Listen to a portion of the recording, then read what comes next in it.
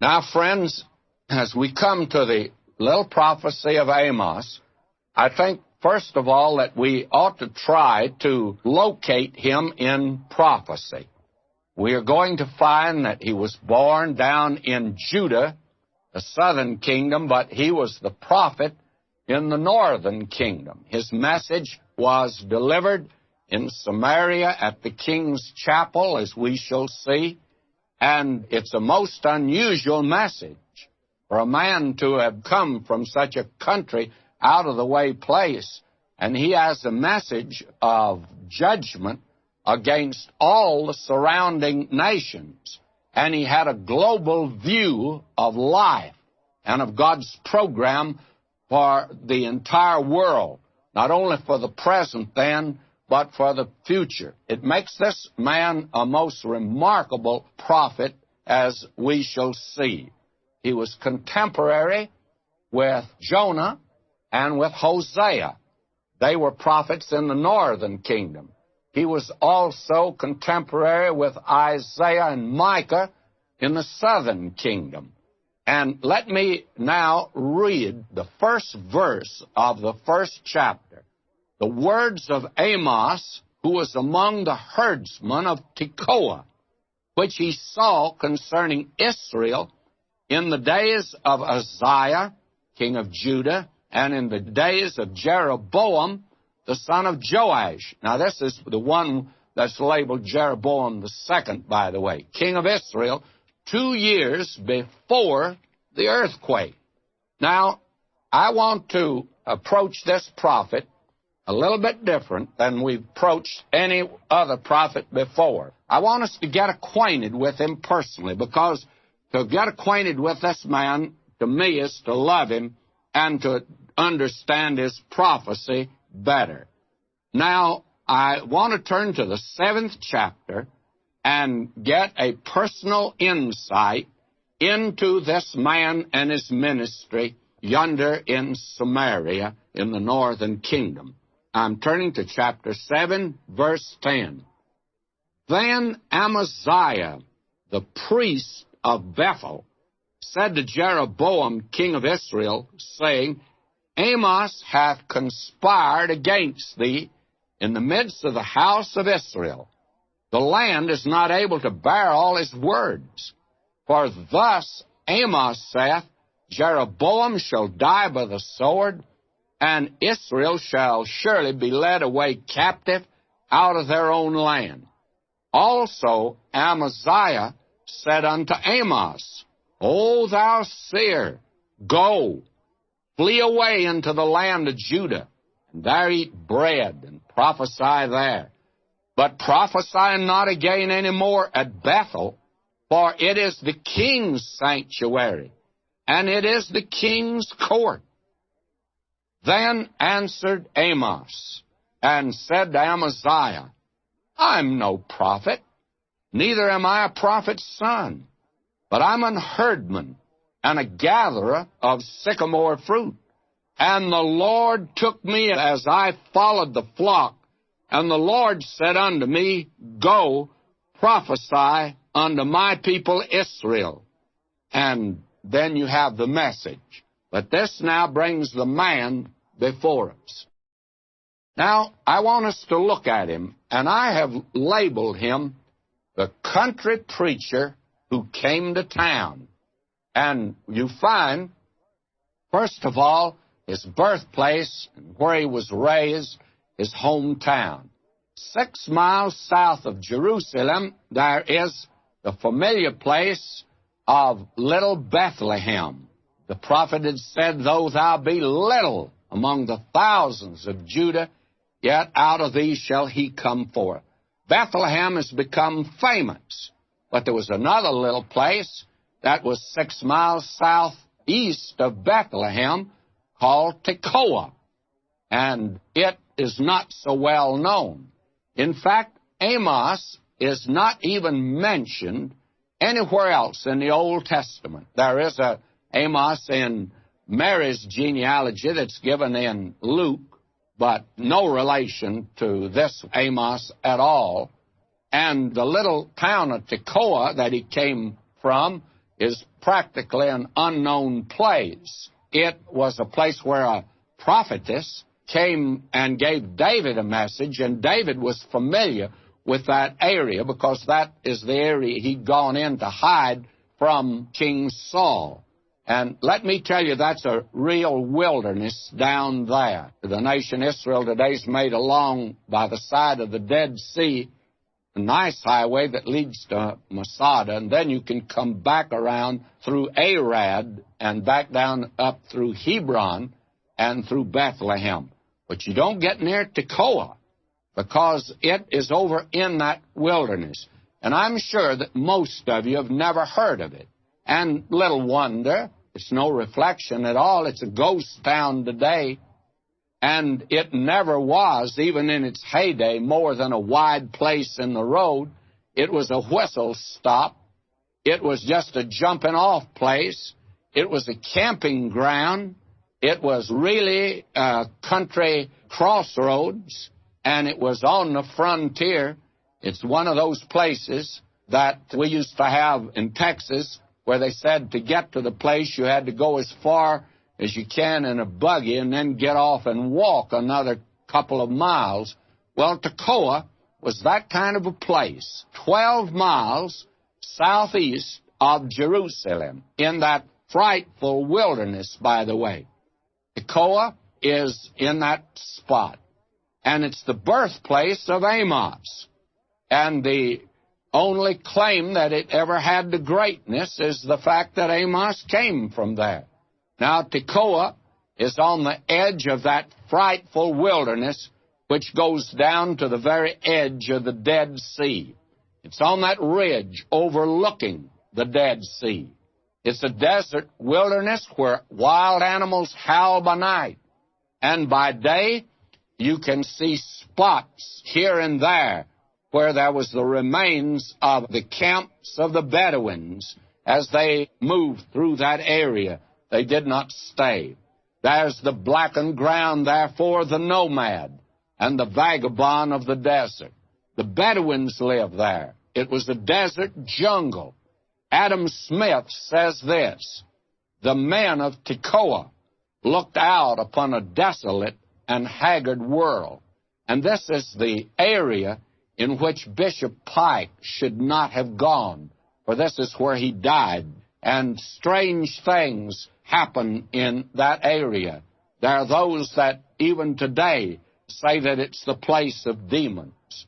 Now, this was the hometown of Amos. He was a herdman. That is an unusual word that's used here, and it means that he was the herdman of a peculiar breed of desert sheep. They were a scrub stock, but they grew long wool because it gets cold there in the wintertime, you know. And he also says that he was a gatherer of sycamore fruit. Well, what do you mean by that? Well, the literal is a pincher of sycamores. That is, this was a fruit like a small fig that grew on these scrub trees down there in the desert, and they grew at a lower level than the sycamore that we think of today. And Amos actually then had to travel to his job. He was a migrant worker, if you please. His sheep and his sycamores pushed Amos far out into that desert. He was truly a farmer. He was a country rube. He was a rustic. He was a yokel. He was a hayseed. He was a country preacher. He was a clumsy bumpkin and all thumbs among the ecumenical preachers up yonder in Bethel, where one of the golden calves was. He was that kind of a man. Now, before you laugh at him, may I say this: he was one of God's greatest men. He was a remarkable individual. Listen to what he says, verse 15 of chapter 7. And the Lord took me as I followed the flock. And the Lord said unto me, Go, prophesy unto my people Israel. And so God sent him all the way, from way down there in the country, in the desert, in the wilderness, all the way up to the northern kingdom, to Bethel, one of the capital cities where you find the city folk living, where it was altogether different than where he came from. God called him to preach. God gave him a message, and God sent him to Bethel, and he came there. Now, it was really, at first, the capital of the northern kingdom, and it was the place where there was one of the golden calves. It was the center of culture and also cults. It was where the sophisticated and the suave folk moved. The jet set lived there. It was the place that was blasé and brazen. It defied God. It was also the intellectual center. They had a school of the prophets there. The seminaries taught liberalism there. They taught about the Graf-Velthausen hypothesis that denied the inspiration of the Pentateuch, and the German theologian Bultmann. They went in for all the latest down there, you see. Now, what Bethel did was the thing to do.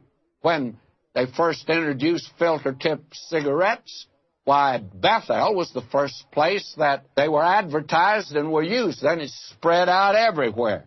And it also was the place where they worshipped a golden calf and had turned their backs upon Almighty God. And it was the place where you could go to see the style show, the styles that would be popular the next year. Are we going to wear the wide lapel next year? Will there be 2 or 3 buttons on the coat? Should you leave the last button unbuttoned to be in style? Well, you'd go to Bethel to find that out. Well, here comes to town this country preacher, this prophet of God, with a message, most unusual message. He's different from any other prophet. You're going to find out his prophecy is different, friends. And actually, the suit of Amos was not cut to the style of Bethel. And neither was his message cut to the style of Bethel. You didn't hear this man giving the type of messages they gave there. In the King's Chapel, there was always a mild-mannered preacher, very sophisticated, well-educated, but a rank unbeliever who stood in the pulpit and gave little comforting words to the people. He gave them pablum and saccharine sweetness in the message. But now here's a different man. And when Amos arrived, they stared at him at first.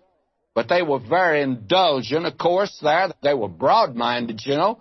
So they smiled at him. I think he had on high-button yellow shoes.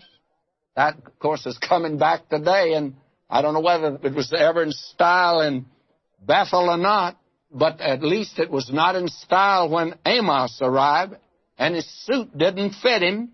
He, unfortunately, had the bottom button, which he should not have done, and he had on his first necktie, and it looked like it had been tied by a whirlwind or something like that. And everyone was embarrassed but Amos. Amos was not embarrassed at all, and he created quite a stir. Here he has left the backwoods. He's arrived on the boulevard. He's left the desert. Now he enters the drawing room.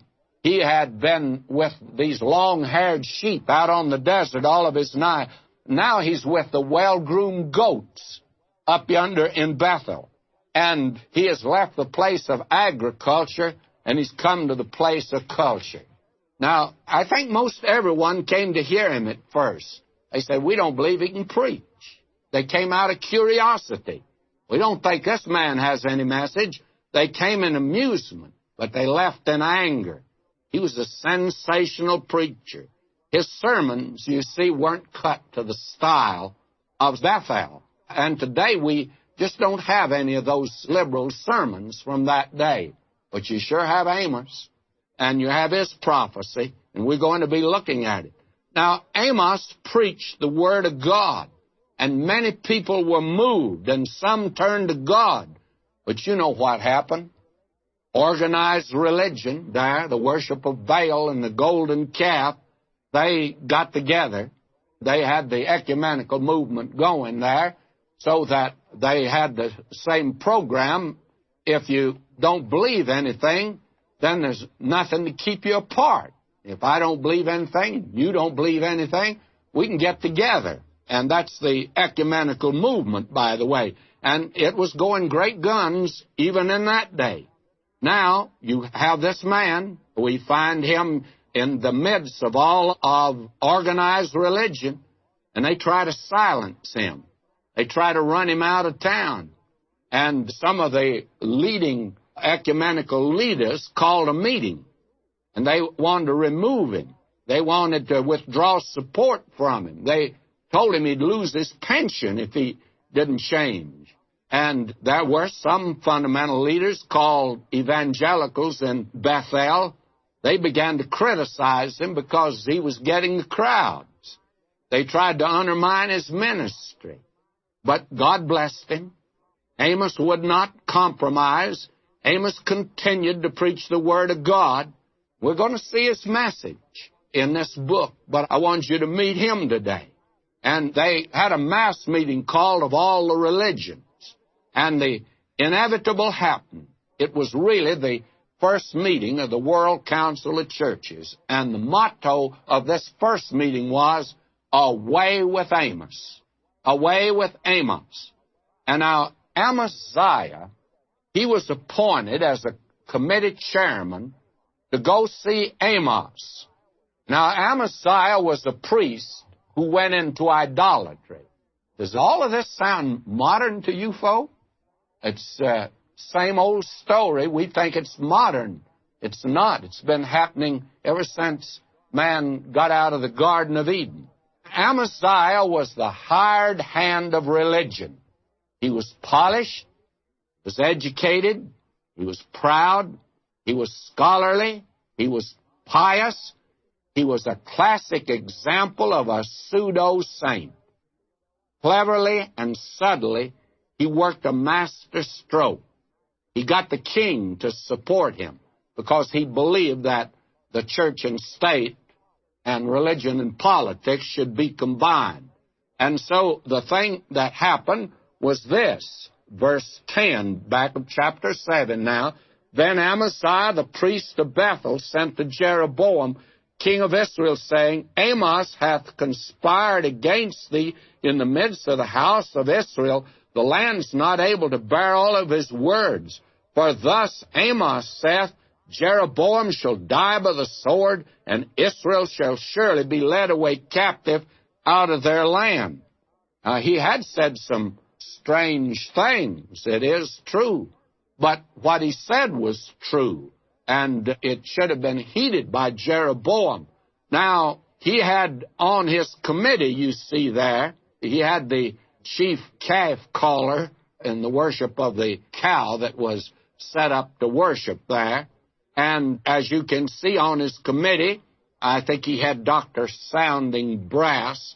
He was the president of the School of the Prophets, proud and pompous, and he was a politician par excellence. And also there was Reverend Tinkling Cymbal. He was the pastor of the wealthiest and most influential church in town. He was the yes man to the rich. He couldn't preach, but he was a great little mixer. And it's amazing the things he could mix, by the way. He didn't pound the pulpit because he didn't want to wake his congregation up, but he could sure slap their backs during the week. Now, this committee waited on Amos. Now, Amaziah has come to Amos, and he's told him in verse 12, O thou seer, go, flee away into the land of Judah. In other words, get lost, go home. We don't want you here. And there eat bread and prophesy there. In other words, you're just out for the money that's in it, and therefore we don't want you here. And now verse 13, I tell you, it's the crowning insult of all. He says, "But prophesy not again any more at Bethel, for it is the king's sanctuary, and it is the king's court." Now, that's the height of this man's insolence and his arrogance. And he uses here the satirical method, and a satire that's not only biting, but is poisonous. He says, remember, you have been speaking in the leading church here in Bethel, the king's chapel, and you have been in the king's sanctuary, and he's dissatisfied with you. And the king attends there, and your message disturbs him. And there's a lot of people that don't like you. You don't use a very diplomatic method. You don't flatter them. You don't pat them on the back. You don't tell them how wonderful they are. You do not cultivate the rich and the affluent and that crowd. And you're not very reverent. You tell funny stories every now and then. You're not dignified. You pound the pulpit, and you lack graceful gestures. You do not use a basso profundo voice as if you were thundering out of heaven. What you need is a course in homiletics. And you don't seem to have read the latest book. By the way, have you read the latest book, Baal Goes to Yale? Have you read that book? And, of course, poor Amos hadn't read that latest book. Now, I want you to listen to the answer of this great prophet of God, this man that preached the righteousness of God and the judgment of God. And there are those that like to call him a hellfire prophet. Will you listen to his answer and notice how gracious it really is? I'm reading now verse 14. Then answered Amos and said to Amaziah, I am no prophet, neither am I a prophet's son, but I am a herdman and a gatherer of sycamore fruit. And the Lord took me as I followed the flock. And the Lord said unto me, Go, prophesy unto my people Israel. And then he continues on. We'll pick up that message later on that he had to give. I'll just read verse 16. Now, therefore, hear the word of the Lord. Thou sayest, Prophesy not against Israel, and drop not thy word against the house of Isaac. And then he has some pretty harsh words to say to this man, Amaziah. But now we're going to come back to that here, because this is very important. Now, I ask you a very fair question. Does his answer sound like that of a fanatic? Frankly, I have one criticism of Amos. He's too naive. He's rather artless. He's rather simple. Now, down in the desert of Tekoa, he knew his way around. He could avoid dangers at home in the jungle that was filled with wild beasts. But on the asphalt jungle of Bethel, he was rather helpless. And by the way, there is a jungle in this world today.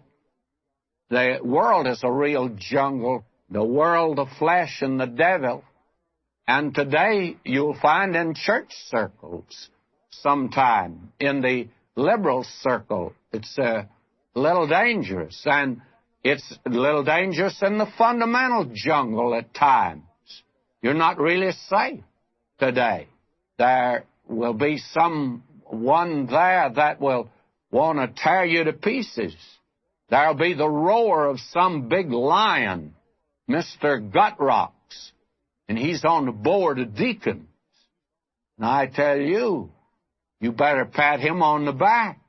You better play up to him. And then there's the hiss of a serpent in the asphalt jungle today. That's Mrs. Joe Dopes. She's got a poisoned tongue. You remember James said something about poison is under their lips? Worse than a rattlesnake bite to have some of these criticize you today. It'd be better if you were bitten by a rattlesnake. And this man Amos He's very naive. He says, I know it. You say I'm no preacher? I know it. I'm no preacher. You say that I'm not a prophet? Why, I'm no prophet. I'm not even a prophet's son. I'm a country boy. But God called me. But listen to him at verse 15. And the Lord took me as I followed the flock, and the Lord said unto me, Go prophesy unto my people Israel. He says, you want my credentials? Here they are. And may I say to you, if you give out the Word of God today, you're going to be challenged. It's quite interesting that the very day that I'm making this tape, a letter came in from Salt Lake City, Utah, and it has a very devious argument here, but he concludes. He says, I'm interested in knowing how you got your authority. Well, may I say to you, I can answer that very easily. When I was in my teens, God called me, and I knew He called me. Now, somebody says, then you had great faith, and as a poor boy, I had no faith at all. I never believed the Lord had ever let me get through school even. Be very frank with you, I had no faith at all. I just had a tremendous and overweening desire to want to do the thing. And that's the thing that prompted me to go on. But I'm now toward the end of the journey, and I have news for you. I know now I was called. And so I don't need to give you my authority, by the way. And I want to be just as naive as this man is. But he's a little too naive the way I look at it, but the Lord was leading him. Now, he wasn't giving the message of man. He was giving a message from the Word of God. He preached against sin. He was no mealy-mouthed preacher. He was not giving out saccharine sweetness and artificial light and ersatz bread. He wasn't spraying the perfume of synthetic human goodness over a lot of foul-smelling garbage. This man knew that you could not take a gallon of Shalimar perfume and pour it on a pile of manure and make it any sweeter than it was. He made it very clear that God was not soft, He was not sentimental, He was not shallow, and He did not indulge in random speaking and entertaining. He did not deal in vague generalities. Someone put it like this concerning a preacher several years ago. He says the way he preached was, you must repent, as it were, believe in a measure, or be lost to some extent. Now, there are three areas in which this man spoke, and we are going to note them as we go through this little book of Amos when we get to them.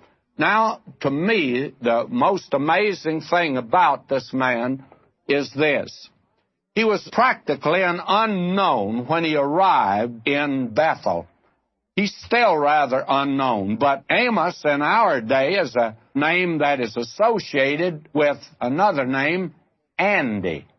That is, those of us of the older generation remember Amos and Andy. Well, actually, in Amos's day, back in Bible times, it was Amos and Hosea. They went together. They were contemporary prophets. I'm sure knew each other. And as we've already seen, Hosea emphasized the love of God, but that a God of love intended to judge sin. Now, Amos, he speaks of the lofty justice and the inflexible righteousness of God that causes God to lead to judgment. I'm presented here at the beginning now. I go back to chapter 1 and start here that we might see the message of the man. I think now we know a little something about this man. He's a fearless man, an outstanding man, and he is giving out a message. But the thing that really startles me is that this man has a world view. He has a global conception. He speaks first here to the nations that were contiguous to and surrounded the nation Israel. And he spoke to the great world powers of that day. Now, that wasn't something new. Later on, the other prophets did it also. You find that Isaiah, Jeremiah, Ezekiel, and certainly Daniel. But the method of those men was first to speak of God's judgment of the nation Israel. Then they would take up the different nations. Now, Amos reverses that method. He speaks of God's judgment of the nations round about. Now, when he spoke at first there at the king's chapel, God was going to judge Syria, and God was going to judge these other nations that were round about, Philistia, Phoenicia, and Edom, and Ammon, and Moab.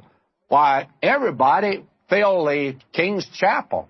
He really was drawing a crowd because they were very glad for him to preach on the sins of the Moabites, you see, but not on their sins.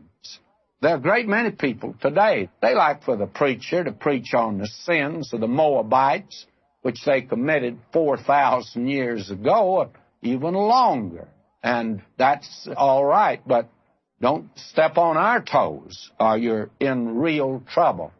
Well, this man, this is one place he exercises, it seems to me, a great deal of diplomacy. And he was an eloquent man, although he was out yonder from the desert, and he was a country preacher.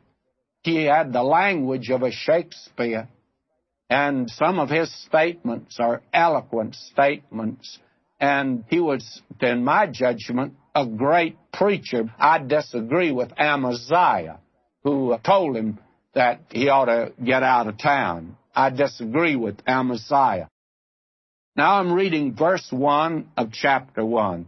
The words of Amos, who was among the herdsmen of Tekoa, which he saw concerning Israel in the days of Uzziah, king of Judah, and in the days of Jeroboam, the son of Joash, king of Israel, 2 years before the earthquake. I'll not go into detail about the date. That earthquake is mentioned by Zechariah nearly 200 years after this. It was, according to Josephus, took place during the reign of Uzziah.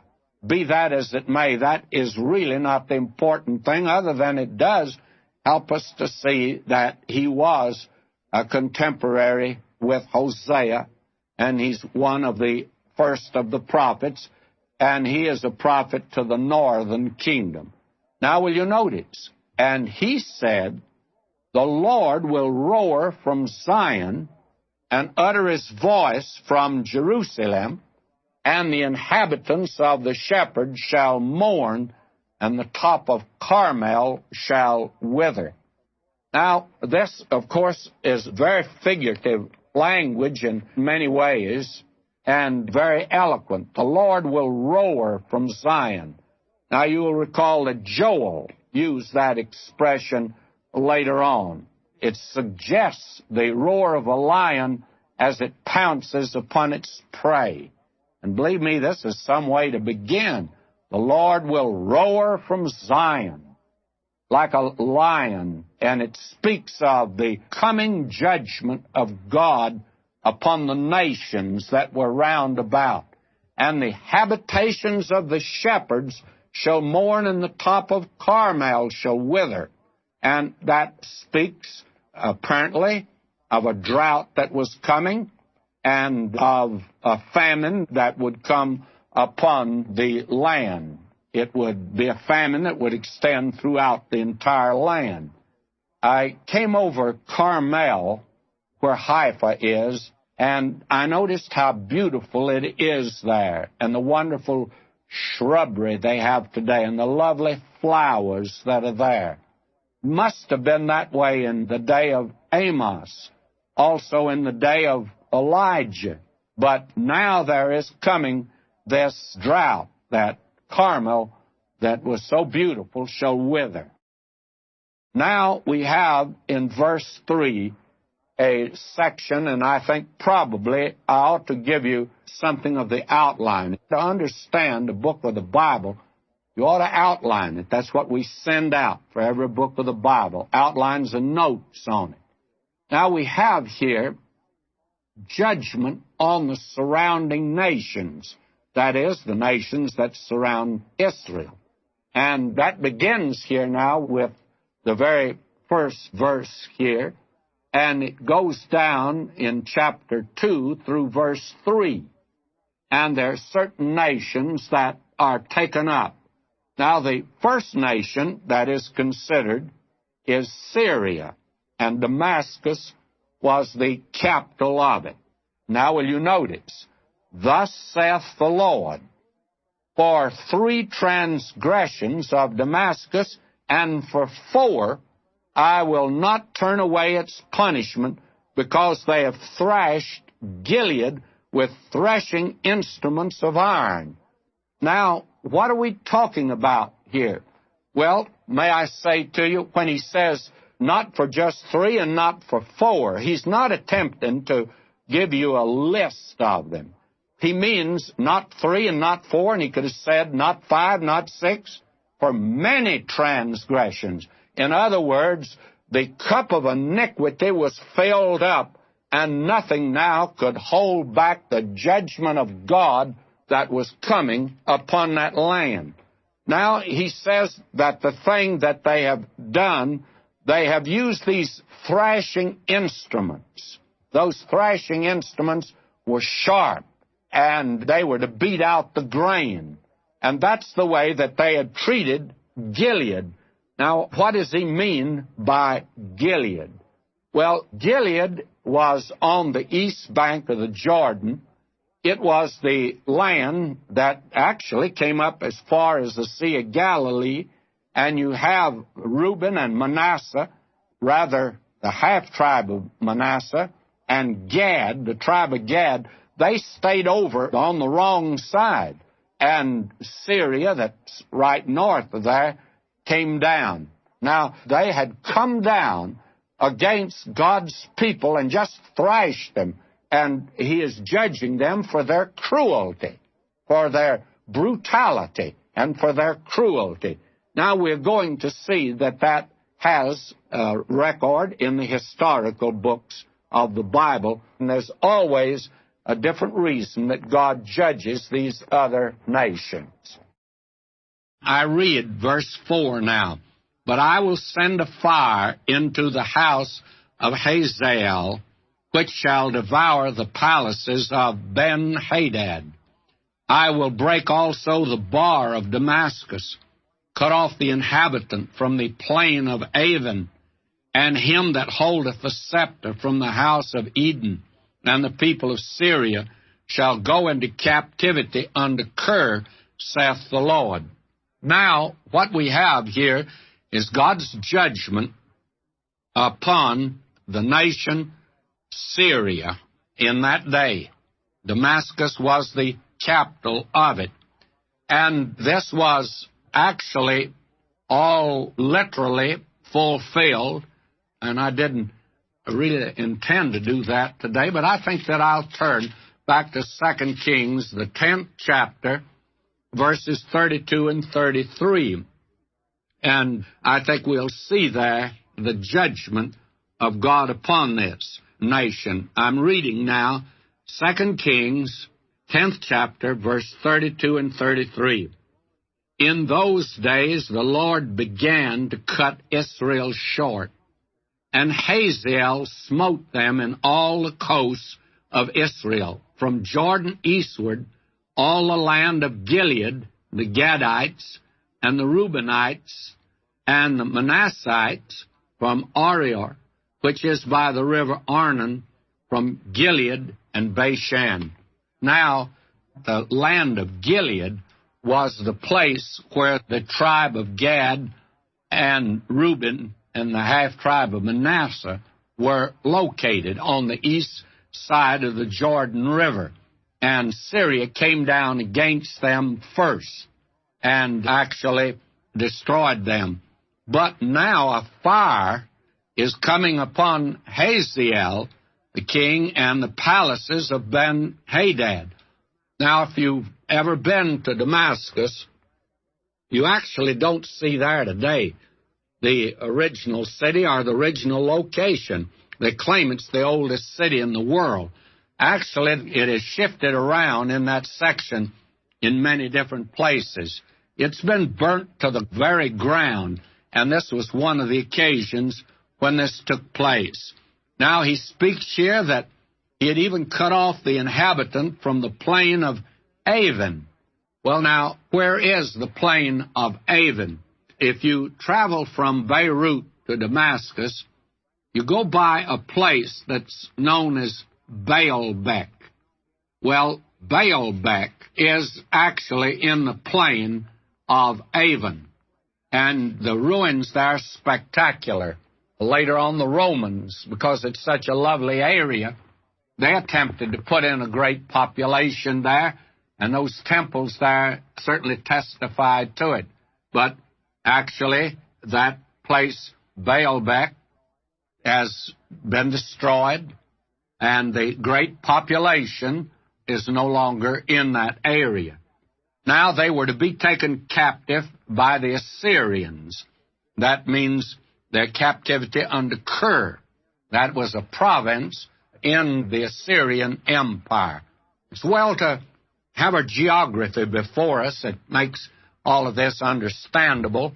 And you must remember, when you're reading the Bible, you're not reading about the never, never land, and you are not reading about some place that's in outer space. We're talking about reality.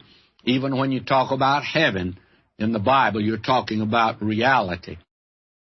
Now, will you notice verse 6? Thus saith the Lord, for 3 transgressions of Gaza, and for 4. As we said before, that is an idiomatic expression. That means that there could be listed here quite a few of them. In other words, again, may I say it, the cup of iniquity must be filled up. Now, Gaza was in Philistia, or the Philistine Empire.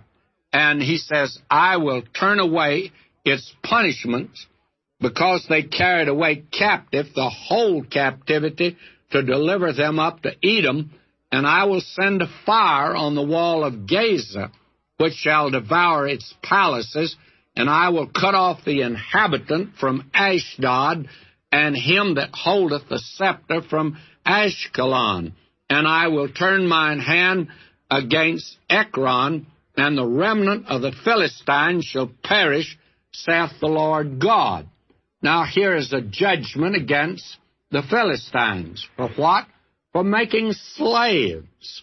They took a certain number of Israelites, and they sold them into slavery to Edom and actually to Phoenicia. That's where they ultimately ended up. The Phoenicians were great traders, and they, in turn, would sell them as prisoners of war into slavery.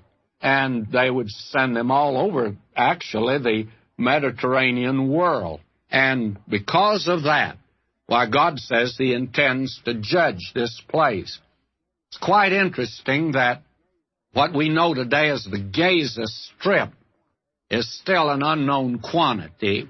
It's an Arab area that's now under the control of Israel, but they're having a real problem with it, of course. But Ashdod and Ashkelon are still in Israel. And today you will find that in Ashdod there is a great refinery that has been put there, and a new harbor has been made there. That will become probably a more important shipping place than even Haifa has become. It is, I think, probably better located. And Ashkelon is right south of it. There you still can see the remains of the temple of Dagon, where Samson was. All of these are quite real places. And again, the judgment of God came upon these places just as God said that it would. He says, I'll send a fire on the wall of Gaza, which shall devour its palaces. And if we turn back to 2 Kings again, this time to the 18th chapter at verse 8, now this is the historical record of Hezekiah. He smote the Philistines, even unto Gaza, and the borders thereof, from the tower of the watchman to the fenced city. And it goes on to say how he destroyed that particular area. All of this was, you see, literally fulfilled. Here you have really an example also of fulfilled prophecy. That makes this section here particularly interesting, and it puts down a pattern for the way God will fulfill prophecy in the future. Now, we come in verse 9 here to another, that is, the judgment against Phoenicia.